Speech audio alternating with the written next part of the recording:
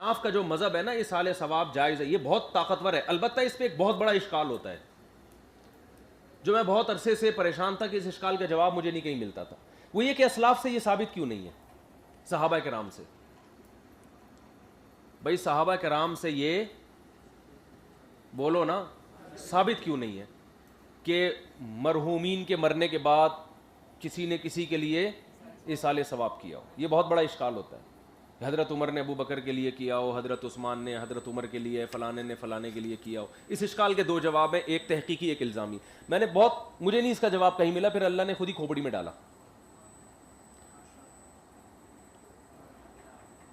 اس کا جواب یہ ہے، ایک تحقیقی ایک الزامی. پہلے تحقیقی دوں گا کہ ایصال ثواب ایک ایسا عمل نہیں ہے، اس کا تعلق ہے نیت سے. آپ نیت کر لیتے ہو یا اللہ یہ میں صدقہ فلاں کے لیے کر رہا ہوں، یہ میں نیکی فلاں کے لیے.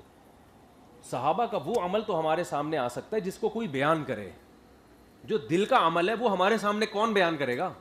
کسی صحابی نے کسی اپنے ابا کے لیے کوئی دل میں نیت کی ہو کہ میں یہ تلاوت کر رہا ہوں، میں یہ نیکی کر رہا ہوں، تو اس کو بیان کون کرے گا؟ یہ تو دل کا عمل ہے نا.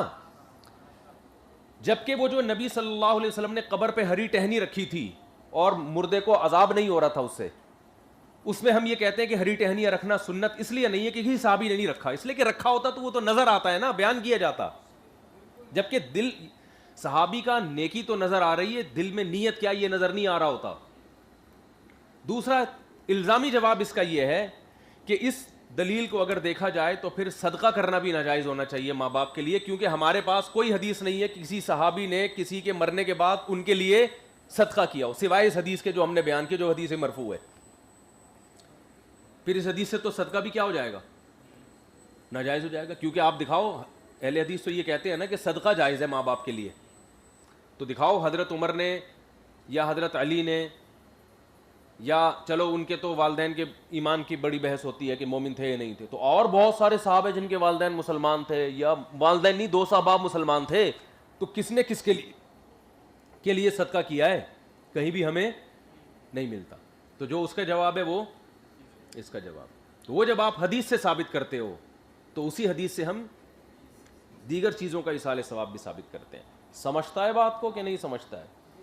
تیسری بات، اگر آپ فرض کر لیں وہ صدقے والی حدیث پر آپ نہیں مانتے اس کو، تو یہ جو حدیث ہے نا کہ جب انسان مر جاتا ہے تو 3 چیزیں اس کو فائدہ پہنچاتی ہیں. ایک صدقہ جاریہ، ایک علم، اور ایک اولاد جو دعا کرے. تو میں نے بتایا 3 میں محصور نہیں ہے، یہ تو حدیث کا عنوان ہوتا ہے. لیکن اگر آپ اس کو 3 میں ہی فرض کر لو تو ولد صالح یدعو لہ میں یہ بھی داخل ہے. دعا جائز ہے، تو دعا میں ہر قسم کی دعا، تو دعا میں یہ دعا بھی ہو سکتی ہے کہ اے اللہ میں نے جو یہ نیک کام کیا ہے تو اس کا ثواب میرے ابا کو پہنچا دے. یہ بھی ایک دعا ہے یا نہیں ہے؟ تو یہ کیوں فائدہ نہیں پہنچائے گی؟ جب اولاد دعا کرے گی تو دعا میں ایصال ثواب بھی حقیقت میں دعا ہی ہے کہ اللہ میں نے جو یہ نیکی کی ہے اس کا ثواب کس کو چاہیے؟ میں چاہتا ہوں میرے ابا کو پہنچ جائے. تو یہ بھی دعا ہے، تو یہ کیوں قبول نہیں کرے گا اللہ تعالیٰ؟ دوسری بات یہ کہ احناف نے، اچھا اس میں دونوں طرف بعض فقہا اسی کے قائل ہیں جس کے اہل حدیث قائل ہیں کہ نہیں بس صدقے کے علاوہ کسی چیز کا ثواب نہیں پہنچتا. لیکن اس میں احناف نے ان دلائل کی بیس پر جو ترجیح دی ہے نا کہ ہر نیکی کا ثواب پہنچتا ہے، اس کی دو وجوہ ترجیحات ہیں. ایک تو دلائل کی دنیا میں یہ پاورفل مذہب ہے، دوسرا اقرب الی رحمت اللہ ہے، یعنی اللہ کی رحمت کے زیادہ قرین قیاس ہے. اگر آپ ایصال ثواب کے قائل نہیں ہوتے تو اللہ کی رحمت کو آپ کیا کر رہے ہیں؟ محدود کر رہے ہیں. مردے کو مخصوص قسم کے فائدے پہنچا رہے ہیں اور چند فائدوں کے قائل نہیں ہیں. تو ہم اللہ کی رحمت کو اگر وسعت دیں آپ، تو اللہ کی رحمت کی وسعت کا تقاضا بھی یہ ہے کہ ایمان کی حالت میں جو دنیا سے گیا ہے تو اگر اس کو باقی بعد کے لوگوں کی نیکیوں کا ثواب مل رہا ہے تو اس میں گورنمنٹ کی طرف سے کوئی پابندی ہونی نہیں چاہیے. اللہ کی رحمت سے بھی یہی ہے کہ اللہ تو چاہتا ہے کہ ایمان والوں کو زیادہ سے زیادہ نوازے، اور اگر آپ اسے باؤنڈ کر دیتے ہیں کہ نہیں ثواب ملتا، تو اس میں مردے کا کیا ہے؟ نقصان ہے. اس کو صرف دعا ہی کا ثواب ملے گا، باقی کچھ بھی نہیں ملے گا. تو ہم کہتے ہیں کہ اللہ کی رحمت کے جو دلائل ہیں نا قرآن مجید میں وہ اتنے زیادہ ہیں، اور قرآن و سنت میں کہ رحمت اس کے غضب پہ حاوی ہے. تو احناف آپ کو پتہ ہے علت مؤثرہ کو ترجیح دیتے ہیں، وہ علت جو قرآن و سنت سے میچ کھاتی ہو اس کو زیادہ ترجیح دیتے ہیں. تو احناف نے جو قول کیا ہے کہ ایصال ثواب ہر نیکی کا پہنچتا ہے, اس میں وہ مزاج شریعت کے زیادہ قریب ہے. مزاج شریعت کیا؟ اللہ کی رحمت کو غالب رکھو. مزاج شریعت اس کی مثال ہے وہی جو آپ نے حسامی میں پڑھا ہے اصول فقہ, کہ میاں بیوی میں ایک شخص, دونوں میں سے ایک مرتد ہو گیا. ادھر توجہ رکھو بھائی, کیا ہو گیا؟ میاں بیوی میں ایک مرتد ہو گیا. تو احناف کیا میاں بیوی میں دونوں کافر تھے, ایک مسلمان ہو گیا. تو امام شافعی کا مذہب یہ کہ نکاح فوراً ٹوٹ جائے گا. امام احمد بن حنبل اور امام حنیفہ کا مذہب ہے کہ نکاح نہیں ٹوٹے گا, بلکہ شوہر پر اسلام کو پیش کیا جائے گا. وہ اگر اسلام قبول کر لے تو نکاح باقی ہے, اسلام قبول نہ کرے تو پھر اس کے نکاح کو عدالت ختم کرے گی. وجہ کیا ہے؟ ہم کہتے ہیں دونوں کافر تھے, دونوں میں سے ایک اگر مسلمان ہو گیا اور آپ کہتے ہیں نکاح ٹوٹ گیا, اس کا مطلب اسلام نکاح توڑ رہا ہے, حالانکہ اسلام تو رشتے جوڑنے کا ذریعہ ہے. اب یہ مزاج شریعت کیا ہے؟ مزاج شریعت توڑ ہے یا جوڑ ہے؟ جوڑ ہے. آپ کہہ رہے ہیں جو پہلے کافر تھے تو دونوں میاں بیوی تھے, واہ بھائی واہ, بڑی ہنسی خوشی زندگی. ایک نے اسلام قبول کر کے اتنا بڑا جرم کیا کہ اب طلاق ہو گئی. یہ نہیں ہوتا, نہیں یہی بات سمجھ. تو ہم یہ کریں گے کہ عدالت اسلام پیش کرے گی. اب جو اسلام کا انکار کرے گا نا, تو اسلام کے انکار کو ذریعہ بنایا جائے گا ان کے نکاح کو توڑنے کا. تو بعض علتیں ایسی ہوتی ہیں جو مزاج شریعت کے قریب ہوتی ہیں, تو انکار کرے گا, پھر ہم کہیں گے نکاح اس کا عدالت, کیونکہ مسلم اور کافر رہ نہیں سکتے اکٹھے, تو اباء عن الاسلام کو ذریعہ بنا. تو یہاں بھی یہی ہے کہ اللہ کی رحمت کی وسعت کا جو تقاضا ہے وہ یہ ہے کہ اس کو محدود نہ کیا جائے صدقے پر. ایک وجہ یہ. دوسرا, یعنی 3 وجوہات ہو گئی احناف کے مذہب کی وجہ ترجیح کی, حنفیہ کے مذہب کی. پہلی وجہ دلائل کی قوت جو میں نے آپ کے سامنے بیان کی. دوسری وجہ مزاج شریعت کے زیادہ قریب ہے. تیسری وجہ نیکی کی لوگوں کو ترغیب اس بہانے زیادہ ہو جائے گی.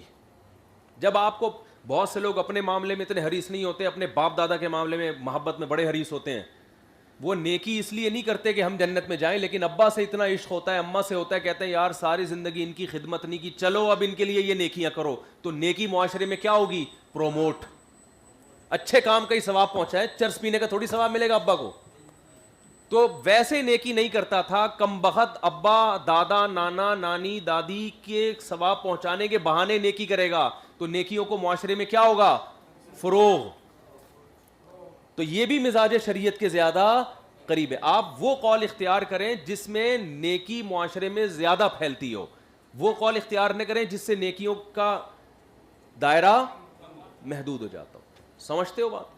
تو اس بہانے لوگ قرآن پڑھ لیں گے, اس بہانے لوگ اور زیادہ صدقہ خیرات کر لیں گے, اس بہانے لوگ قربانی کر لیں گے, زیادہ قربانی کر لیں گے. لوگ کر رہے ہوتے ہیں نا, ایک میری طرف سے ایک ابا کی طرف سے بھی یہ بکرا, ٹھیک ہے نا. مجھے یاد ہے وہ ایک بچڑا ہم نے ذبح کیا تو 2 حصے پورے نہیں ہو رہے تھے, تو میرے جیسے کنجوس آدمی کو بھی اللہ نے ہمت دے دی. میں نے کہا یار میرے والدین کی طرف سے 2 حصے تو ہو جاتا ہے. اگر یہ سال ثواب کے ہم قائل نہ ہوتے تو میں تو نہیں وہ 2 حصے کرتا, میں کہتا بھائی جاؤ. تو ہماری 3 قربانیاں ہو گئی, ایک اپنی ہو گئی, 2 ابا اماں کی طرف. اور اس کے بعد اللہ نے پھر توفیق دی کہ ہم نے کہا ہر سال ہم کہتے ہیں چلو ایک ابا ایک, عموماً ہمیشہ نہیں لیکن عموماً پھر ایک دفعہ انسان عمل کر لیتا ہے تو پھر ہاتھ بھی کھلتا ہے نا اس کا, پھر کوشش یہی ہوتی ہے ہر سال یار ایک ابا اماں کی طرف سے بھی کر لیں. آخری بات اس میں, کیونکہ یہ مسئلہ ایصال ثواب سے متعلق ہے, اب جہاں ایصال ثواب کا مسئلہ آئے گا وہاں میں یہ اس کو ڈیٹیل میں بیان نہیں کروں گا. یہ یہی کمپلیٹ ہو گیا ایصال ثواب کا مسئلہ, تاکہ ہمارا وقت بچے نا, ہم نے کتاب ختم بھی کرنی ہے. احناف اس کے قائل ہیں ہر نیکی کا ثواب ملتا ہے. اب اس میں پھر حنفیہ کا خود اختلاف ہے کہ تقسیم ہو کے ملتا ہے یہ سب کو پورا پورا ملتا ہے. مثال کے طور پر آپ نے قربانی ابا کے لیے کر لی تو آپ کو بھی پوری قربانی کا ثواب ملے گا. آپ نے 50,000 روپے ماموں کے لیے صدقہ کر لیے اپنے, صحیح ہے نا, وہ انتقال ہو گیا تھا, آپ نے کہا چلو, تو آپ کو بھی صدقے کا پورا ثواب ملے گا. تو بعض علماء تو کہتے ہیں, جو جمہور کی رائے ہے, کہ آپ کو بھی پورا ثواب ملے گا اور ان کو بھی, بلکہ جس کو بھی آدم سے لے کے ساری کائنات کو تقسیم کر دو سب کو پورا ثواب ملے. لیکن دوسرا قول بھی ہے, دلائل کی دنیا میں یہ دوسرا قول زیادہ راجح ہے, لیکن احناف اس قول کو اس لیے بیان کرتے ہیں کہ اللہ کی رحمت وسیع ہو جاتی ہے اس میں. لیکن دلائل کی دنیا میں دوسرا قول زیادہ راجح ہے کہ پھر اس میں آپ کو ثواب نہیں ملے گا, بلکہ جس کے لیے نیکی کر رہے ہیں اس کو ملے گا. آپ کو نیکی پہنچانے کا ثواب ملے گا. محدود تو ہو رہا ہے لیکن دلیل کے لحاظ سے یہ قوی ہے. کیونکہ حدیث میں آتا ہے افاتصدق عنہا، کیا میں ان کی طرف سے صدقہ کر لوں، تو اٹ مینز یہ صدقہ میری طرف سے نہیں ہو رہا، ان کی طرف سے، ان کو ملے گا، مجھے صدقہ، مجھے جو ہے نا ان کی طرف سے صدقہ کرنے کا ثواب ملے گا. یعنی یہ بھی تو ہے نا، اپنے ماں باپ کی خدمت کا بھی تو کوئی ثواب ہوتا ہے نا، تو خدمت صدقے کی صورت میں بھی ہوتی ہے. بہرحال دونوں قول ہیں اس میں. آپ پہلا قول ایسا ہے کہ جو وہ عملی زندگی میں وہ کھوپڑی میں آتا ہی نہیں ہے، اس لیے کہ جب بغیر تقسیم کے سب کو پہنچ رہا ہے تو پھر ابا دادا کی قید کیسی؟ پھر تو بولو اللہ جتنے انسان دنیا سے گزر گئے، جتنے ہیں، جتنے آئیں گے، جتنے موجود ہیں، سب کو ثواب. تو پھر یہ تکلف کی کیا ضرورت ہے کہ ابا کو، اماں کو، نانا کو، چاچا کو؟ پھر تو آپ پر اعتراض ہوگا کہ جب سب کو پورا پورا مل رہا ہے اور تیرا کچھ جا بھی نہیں رہا، تیرا دھیلا خرچ نہیں ہو رہا، تو یہ بولنے میں، اور تجھے بھی پورا پورا مل رہا ہے تو یہ بول دے سب کو سب کی طرف سے، ختم. تو یہ پھر عجیب سا مسئلہ ہو جائے گا. تو اس لیے میرا جو رجحان ہے نا احقر کا، وہ اسی طرف ہے، اور اس میں بہت بڑے بڑے فقہا کی رائے بھی ہے. خود ہمارے ہی قریب کے اکابر میں سنا ہے، حضرت مولانا رشید گنگوہی کی بھی یہی رائے تھی، لیکن ابھی میں نے کہیں پڑھا نہیں ہے، ان کے بارے میں سنا ہے کہ یہ ثواب، لیکن ابھی اوتھینٹک بات نہیں ہے.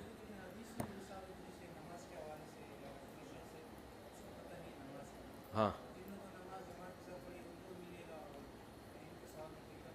وہ تو حدیثیں، وہ جو حدیثیں ہوتی ہیں نا کہ من دل الدال علی الخیر کفاعلہ، تو اس کا تو پہلے جواب میں دے چکا ہوں کہ ایک اصل ثواب میں برابر ہوتے ہیں، لیکن جو حقیقت میں عمل کر رہا ہوتا ہے اس کی نیکیاں کئی گنا بڑھ جاتی ہیں. میں نے آپ کو نماز پہ لگایا، آپ نماز پڑھنا شروع ہے، تو حدیث میں آتا ہے اس کو بھی پورا ثواب ملے گا، تمہیں بھی پورا ثواب ملے گا. تو پورا ثواب کا مطلب جو اصل صلات کا پورا ثواب تھا وہ تو ملے گا، لیکن جو پریکٹیکلی پڑھ رہا ہے اس کو اس کے علاوہ بھی گریویاں ملیں گی. تو یہاں بھی ایسا ہی ہے کہ ہو سکتا ہے کہ جب آپ کے ماں کے لیے صدقہ کریں تو اصل صدقے کا جو اصل ثواب، جو ہر کی ایک بیسک سیلری ہوتی ہے نا، ایک بینیفٹس ہوتے ہیں، تو عین ممکن ہے کہ اصل صدقہ میں تو آپ کو بھی پورا ملے اور اماں کو بھی، کیونکہ صدقہ تو بہرحال آپ نے کیا ہے، اماں نے تھوڑی کیا ہے، لیکن اس کے جو اور اضافی غریبیاں ہیں وہ آپ کی والدہ کو مل رہی ہیں. تو یہ ممکن ہے.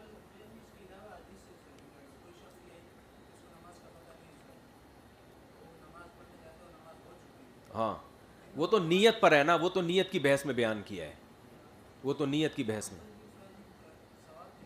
نہیں، وہ جو باتیں نیت کی بحث میں تھی وہ یہاں بھی آئیں گی، جو حدیث میں آتا ہے نا کہ جماعت کا پورا ثواب ملے گا. اور یہ چلو آگے. ہاں وَأَلَّيْسَ لِلْإِنسَانِ إِلَّا مَا سَعَىٰ، یہ جماعت المسلمین والے دلیل دیتے ہیں کہ انسان کو وہی کچھ ملے گا جو جس کی اس نے سعی کی. ایصال ثواب پر ایک اعتراض یہ ہوتا ہے کہ قرآن کہہ رہا ہے انسان کو وہی کچھ ملے گا جس کی اس نے سعی کی. تو یہ دوسری احادیث کی روشنی میں یہ قرآن کی آیت سے مراد سعی ایمانی ہے. ایک آدمی کے ایمان کا دوسرے کے کو فائدہ نہیں ہوگا. یہاں سعی سے مراد عمل کی سعی نہیں ہے بلکہ ایمان کی، کیونکہ مشرکین کا یہ عقیدہ تھا کہ ہم اگر مر بھی گئے کفر میں تو وہ بخشوا دے گا ہمیں، فلاں بخشوا دے گا. تو اللہ نے فرمایا کہ ایمان کی جو کوشش ہے اس میں دوسرے کی کوشش آپ کو فائدہ نہیں پہنچا سکتی. ایک آدمی کا ایمان کسی کافر کو فائدہ نہیں پہنچا سکتا، یہ مطلب ہے. اور دوسرا یہ مطلب مفسرین نے بیان کیا ہے. صحیح سے صحیح، یہ ایک تعویل کی گئی ہے اس آیت میں کہ صحیح سے صحیح ایمانی مراد ہے. وَأَلَّيْسَ لِلْإِنسَانِ إِلَّا مَا سَعَىٰ، کہ آپ ایمان والی جو کوشش ہے، آپ اگر ایمان لاؤ گے تو آپ کو فائدہ ہوگا، دوسرے کا ایمان آپ کو نہیں بخشوا سکتا اگر آپ مومن نہیں ہو. دوسرا مفہوم اس کا یہ بیان کیا گیا ہے کہ آپ کو وہی کچھ ملے گا جو آپ نے کیا، یعنی آپ کا کیا آپ کے سامنے آئے گا. تو جب دوسرے نے آپ کے لیے کیا تو وہ اس کا کیا ہے کہ نہیں ہے، تو اس کے سامنے آئے گا. اور اس کے سامنے کیا آنا تھا کہ میں نے یہ عمل دوسرے کے لیے کیا ہے، تو میرا سامنے آنا یہی ہے کہ دوسرے کو ثواب ملے. اس کا ٹیکنیکل بات ہے، نہیں سمجھ میں آئی. دیکھو ایک مثال ہے، میں نے اپنے مرحوم والدین کے لیے کوئی نیکی کی، صدقہ کیا، 10,000 روپے صدقہ کیے، اور میں نے اللہ سے دعا کی کہ اس کا ثواب کس کو ملے؟ میرے والد کو. میں نے یہ دعا کی، تو قرآن کہہ رہے تمہیں وہی ملے گا جس کی تم نے کوشش کی. تو میں نے کوشش کس کی تھی کہ میرے ابا کو ثواب پہنچے، تو مجھے وہ ملنا چاہیے کہ نہیں ملنا چاہیے؟ وہ تو ملے گا نا جو میں نے کیا ہے. تو میں نے تو کیا یہی ہے کہ اس کا ثواب کس کو بھیجنا ہے؟ ابا کو بھیجنا ہے. تو اس لیے فقہا یہ بھی بیان کرتے ہیں اس آیت کی روشنی میں، مفسرین، کہ اس دوسری احادیث کی روشنی میں، یہ تعویل برائے تعویل نہیں ہے، یہ دوسرے دلائل کی روشنی میں تعویل ہے. کیونکہ اس آیت کو اگر آپ اپنے عموم پر رکھو گے پھر تو شفاعت کی بھی نفی ہوگی جو قرآن سے ہی ثابت ہے. پھر تو شفاعت کی تمام قسمیں کیا ہو جائیں گی؟ کالعدم ہو جائیں گی. حالانکہ قرآن خود شفاعت کا قائل ہے کہ سفارش ہوگی. لا یشفعون الا لمن ارتضی, کوئی سفارش نہیں کرے گا مگر اس کی جس کی اللہ اجازت دے گا. تو سفارش تو دوسرے کے عمل کا آپ فائدہ اٹھا رہے ہو نا, سمجھتے ہو؟ تو الیس للانسان الا ما سعی کا مطلب یہ ہے کہ انسان کو وہی کچھ ملے گا جس کی اس نے کوشش کی. تو جب آپ قیامت میں جائیں گے تو آپ کو آپ کی اپنی کوششوں میں کا ثواب میں وہی کوششوں کا ثواب ملے گا جو آپ نے کی ہیں. جو نہیں کی ہے ان کا ثواب نہیں ملے گا. اور دوسرے کی جو کوشش کا ثواب آپ کو مل رہا ہے وہ ضمناً مل رہا ہے, وہ آپ کی وجہ سے نہیں. دوسرے کی کوشش کا ثواب میں یہ بات داخل تھی کہ وہ اس کو ملے, آپ کو ملے, وہ کسی اور وجہ سے مل رہا ہے آپ کو. اس کی مثال ایسے جیسے آپ نے کہیں امپلائی کوئی ملازم رکھا آپ نے کمپنی میں, آپ نے بولا کہ آپ کو آپ کی تنخواہ کے علاوہ کچھ بھی نہیں ملے گا, یعنی تمام بینیفٹس آپ سے ختم ہیں, آپ کو صرف وہی ملے گا جو جتنا ٹائم آپ لگائیں گے, گھنٹے منٹ کے پیسے ہوں گے, اس کے علاوہ کچھ نہیں ملے گا آپ کو. اور مہینے کے بعد آپ کو ایک مٹھائی کا ڈبہ بھی پیش کیا جا رہا ہے. وہ کہے گا بھائی آپ نے تو کہا تھا میں جتنی حاضریاں ہوں گی اسی حساب سے پیسے ملیں گے, ایک ایک منٹ کی تنخواہ کٹے گی اگر میں لیٹ آتا ہوں, تو میری تو اس حساب سے 30,000 تنخواہ بنتی ہے, آپ یہ مٹھائی کا ڈبہ کہاں؟ تو کہیں گے یہ تو فلاں صاحب گفٹ دے کے گئے ہوئے تھے آپ کو, اس کا اس اجرت سے کوئی تعلق, بولو اس تنخواہ سے کوئی تعلق نہیں, یہ غریبیاں ہیں, یہ تو وہ صاحب تھے ان کا اصرار تھا. تو آپ کا جتنا عمل ہے اس کا ترازو میزان کے ترازو میں وہ لا کے لاد دیا جائے گا, اس میں کمی بیشی نہیں ہوگی. گھنٹے منٹ کے پیسے اس میں کٹیں گے آپ کے. لیکن جب مزید نیکی آئیں گی تو آپ بولو گے یہ کہاں سے؟ بولیں گے بھائی یہ آپ کا عمل نہیں ہے, یہ وسیم بھائی نے آپ کے لیے گفٹ بھیجا, یا آپ کے فلاں بچے نے آپ کے لیے گفٹ بھیجا. کہہ رہے ہیں وسیم بھائی کون ہے؟ پھر اگلے ہفتے بتائیں گے, اگلے بلیٹن میں انشاءاللہ. لائن پہ رہیے.